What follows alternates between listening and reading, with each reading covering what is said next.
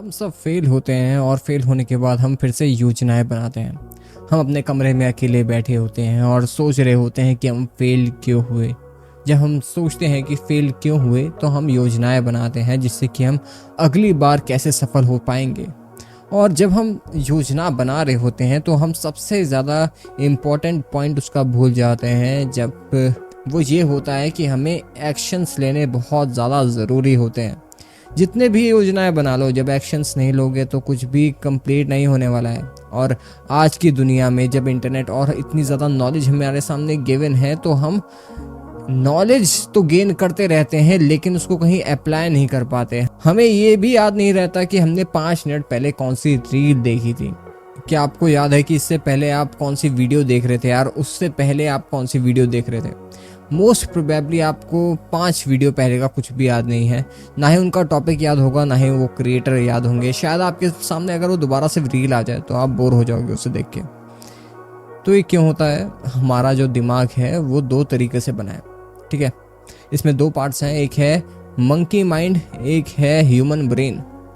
तो monkey mind जो है वो हमेशा डिस्ट्रैक्ट रहता है। हमारा ह्यूमन ब्रेन जो कर्मों को निगेट करता है कि आज हमें ये चीज़ें करनी है, वो प्लान बनाता है।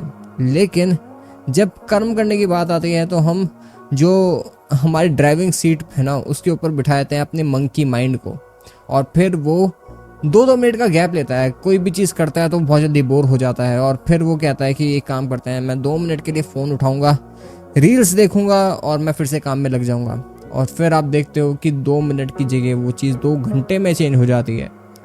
और ये बात सत्य है कि जब हम अपनी लाइफ में कुछ भी कर्म करने का बेड़ा उठाते हैं तो फिर वो चीज़ हम नहीं कर पाते, क्योंकि हमारा जो मंकी माइंड है इसे कंट्रोल करना बहुत ज़्यादा मुश्किल होता है। और इसी मंकी माइंड को मन बोलते हैं। जैसे आपने भगवद गीता में भी सुना होगा ये चीज़ कि असंशयम महाबाहो मनोदुर्निग्रहम चलम अभ्यासेन तु कौन्तेय वैराग्येण च गृह्यते। तो इससे भगवान श्री कृष्ण जी क्या कहना चाहते हैं?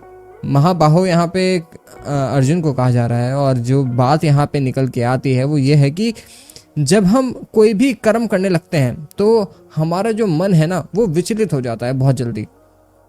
वो एक जगह टिक के नहीं बैठ सकता और वो एक अर्कश, एक पागल घोड़े की तरह है। और जब ये घोड़ा हमारे कंट्रोल में नहीं आता तो हम इससे कंट्रोल में होते हैं, और इसी वजह से हम एक्चुअली में अपने प्लान्स को कभी एग्जीक्यूट नहीं कर पाते। और यही एक रीज़न है कि बहुत ही कम लोग एक्चुअली में लाइफ में कुछ अचीव कर पाते हैं। और मैंने भी ये चीज़ देखी है, जब मैं बहुत ज़्यादा अपने मन के कंट्रोल में हो जाता हूँ तो भाई मेरी लाइफ ऑलमोस्ट बर्बादी के कगार पे पहुँच जाती है। और मैंने बहुत सारे उल्टे काम करे हैं अपने मन के चक्कर में, मैं ये चीज़ मानता हूँ। और मैं इसी चीज़ के लिए एक्सेप्ट करता हूँ कि अगर आपने मन को काबू कर लिया तो आप अपनी पूरी लाइफ को जीत सकते हो, पूरी लाइफ को। और इसको जीतने के लिए अब आपको क्या करना है, ठीक है? अभ्यास करना है। अभ्यास कैसे करोगे मन के ऊपर? तो जो भी आपने प्लान करा है तो आपके पास पहले से ये चीज़ होनी चाहिए कि आज आपको क्या करना है। एक रात पहले आप सारा का सारा प्लान कर लो कि मेरे को कल क्या करना है, और उसमें आपको टाइम को सेट करना पड़ेगा, ठीक है। जैसे आप टाइम सेट करोगे तो आपको ये दिखेगा कि हाँ भाई मैं 1 घंटा ये काम करूँगा, 2 घंटे ये काम करूँगा और 3 घंटे ये काम करूँगा, फिर मैं रेस्ट करूँगा, ठीक है। अब बात आती है कि हम लोग जब इस टाइम टेबल को सेट कर रहे होते हैं तो हम अपने आप से बहुत ज़्यादा डिमांड करने लग जाते हैं। जहाँ हमारा मन आज के टाइम पे 10 मिनट के लिए भी कहीं पे फोकस नहीं कर पाता, वहाँ पे हम उसे 1 घंटे की एक्सपेक्टेशंस लेके बैठे होते हैं। आपको सिर्फ 15 मिनट की एक्सपेक्टेशंस रखनी है, इससे ज़्यादा आप नहीं रख सकते। हमारा दिमाग 25 मिनट से ज़्यादा एक्चुअली में कहीं फोकस नहीं कर सकता, और वो भी उन लोगों का जो कि मतलब आज से 10 साल पहले थे, और 10 साल पहले फ़ोन्स नहीं आए थे। तो शुरुआत अगर आपको करनी है ना मन को कंट्रोल करने की, तो यहीं से करो। 15 मिनट का टाइमर लगा के अपना काम करना शुरू करो, और इस चीज़ को नोट करो कि क्या आप इसके बीच में कोई फ़ोन तो नहीं छू रहे। फ़ोन को साइड रखो, बहुत ज़्यादा स्ट्रिक्ट रहो ये 15 मिनट के लिए। और जैसे ही 15 मिनट ओवर हो जाए तो आप 2 मिनट या 5 मिनट की मेडिटेशन कर सकते हो, फिर 5 मिनट कहीं बाहर घूम कर आ सकते हो आसपास। कोई भी चीज़ लेकर आ सकते हो, मम्मी पापा का कुछ काम कर सकते हो, कुछ भी कर सकते हो, ठीक है। लेकिन फ़ोन नहीं चलाना है, फ़ोन से दूर रहना है, ठीक है।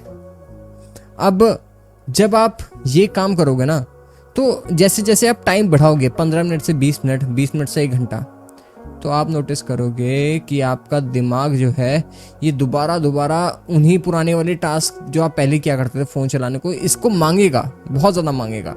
और यहाँ पे आपको वैराग्य की ताकत को यूज़ करना पड़ेगा। वैराग्य होता है कि आपको ये मानना पड़ेगा कि ये सब जो भी चीज़ें हैं ना वो नश्वर हैं, ये संसार जो है नश्वर है और ये एक ना एक दिन तो ख़त्म हो ही जाएगा। तो मेरे को यहाँ पे वो काम करने ज़्यादा इंपॉर्टेंट हैं पहले जो एक्चुअली में तुम्हारे लिए मैटर करते हैं। सपोज करो कि तुम्हारा आज आखिरी दिन है, तो तुम क्या करोगे? वो काम करो, प्लीज़ वो काम करो। और मैं एक और चीज़ कहना चाहता हूँ कि इसमें आप कंपटीशन में कभी मत पड़ें, कंपटीशन से हमेशा दूर रहें। कंपटीशन जहाँ पे आ जाता है वहाँ पे आपका दिमाग की धज्जियाँ उड़ जाएंगी, क्योंकि जब आप किसी और से compete कर रहे होते हो ना, तो आप किसी और की एक्सपेक्टेशन से आगे निकलने की कोशिश कर रहे होते हो। ये बहुत गलत है, सामने वाले इंसान के लिए भी और अपने लिए भी। कभी कंपटीशन मत करो फालतू में। और जब तक आप बहुत ज़्यादा ऐसे बच्चे नहीं हो ना कि हर क्लास में आप फर्स्ट सेकंड थर्ड आए हो, तब तक आप ऐसे किसी सिविल सर्विसेज में मत जाओ मेरे हिसाब से, जहाँ पे कंपटीशन की तैयारी हो रही है। आप चुपचाप एक डिग्री लो, प्राइवेट नौकरी करो या फिर कोई बिजनेस स्टार्ट करो, आपका लाइफ सही से कट जाएगी, इतनी कोई टेंशन की बात नहीं है। इकोनॉमी बहुत अच्छे से ग्रो हो रही है, आप कुछ भी काम करोगे आज के टाइम पे वो पैसा कमा के दे देगा आपको। ऐसा कुछ भी नहीं है कि अब आज के टाइम पे कि आपको पैसे नहीं मिलेंगे, ठीक है। तो अपने आप को ओपन माइंडेड रखो जितना हो सके, और भगवत गीता पढ़ो और ऑथेंटिक वाली पढ़ो। मेरी कोई भगवत गीता नहीं है, ठीक है। मैं सिर्फ ये कहना चाहता हूँ ऑथेंटिक पढ़ो, चिल मारो अपनी लाइफ में। चलो यार, अब मैं मिलता हूँ आप लोगों से अगली वीडियो में। Bye bye.